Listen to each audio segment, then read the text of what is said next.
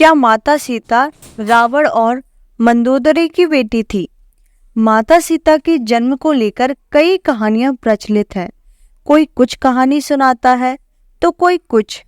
इसलिए साफ साफ कहना मुश्किल है कि सीता की माता कौन थी। सीता के जन्म से जुड़ी हम ऐसी ही एक प्रचलित कहानी सुना रहे हैं। एक बार लंकापति रावण की तप से खुश होकर भगवान ब्रह्मा उसे वरदान मांगने को कहते हैं। रावण उनसे अमर होने का वरदान मांगता है। ब्रह्मा जी उसे अमर होने के अलावा कोई दूसरा वरदान मांगने को कहते हैं। रावण वरदान में मांगता है कि मुझे सुर, असुर, पिशाच, नाग, किन्नर या अप्सरा कोई भी ना मार सके। रावण मनुष्य द्वारा ना मारे जाने के बारे में नहीं बोलता है, क्योंकि वह मनुष्य को तिनके के समान समझता था। वरदान पाने के बाद रावण हर तरफ तबाही मचाना शुरू कर देता है।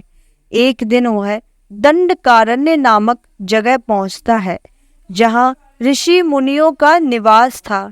रावण को ऋषि मुनियों को मारना उचित नहीं लगा, लेकिन वो उन ऋषि मुनियों के रक्त को एक कमंडल में भरकर साथ ले जाता है। वह कमंडल गृत्स मद ऋषि का था, जो पुत्री की लालसा में माता लक्ष्मी से प्रार्थना करते थे वह उनके घर पुत्री के रूप में जन्म लें। इसके लिए गृत्स मद ऋषि रोजाना पूजा पाठ के दौरान पवित्र मंत्र पढ़कर दूध की कुछ बूंदें कमंडल में डाला करते थे, जिसमें रावण रक्त भरकर अपने साथ ले गया था। रावण कमंडल को लंका ले गया और वह पहुंचकर कमंडल अपनी पत्नी मंदोदरी को देकर कहता है, यह विषैले रक्त से भरा है, इसे संभाल कर रखना है और किसी को मत देना। कुछ दिन बाद बिहार के लिए रावण किसी पर्वत पर चला जाता है। मंदोदरी को इस तरह रावण का जाना अच्छा नहीं लगता है। वो मृत्यु प्राप्त करने के लिए कमंडल से भरे विष का पान कर लेती है। कमंडल के रक्त को पीने के कुछ समय बाद मंदोदरी गर्भवती हो जाती है। गर्भवती होने के बाद मंदोदरी घबरा जाती है कि महल में मौजूद अन्य लोग उनके बारे में क्या सोचेंगे। फिर मंदोदरी तीर्थ यात्रा का नाम लेकर कुरुक्षेत्र चली जाती हैं।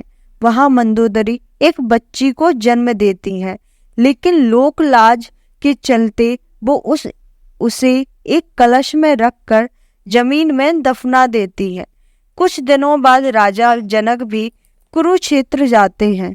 जब वह जमीन में हल चलाते हैं तो उन्हें वहां कलश मिलता है, जिसमें मंदोदरी ने बच्ची को रखा था।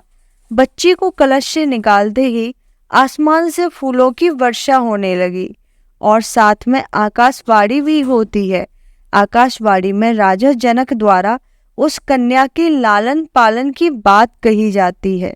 हल के आगे का नुकीला भाग से टकराने की वजह से कलश मिला था, इसलिए राजा जनक ने कन्या का नाम सीता रखा। वीडियो पसंद आया हो तो सब्सक्राइब, शेयर और ढेर सारा लाइक करना ना भूलें। धन्यवाद। राधे राधे।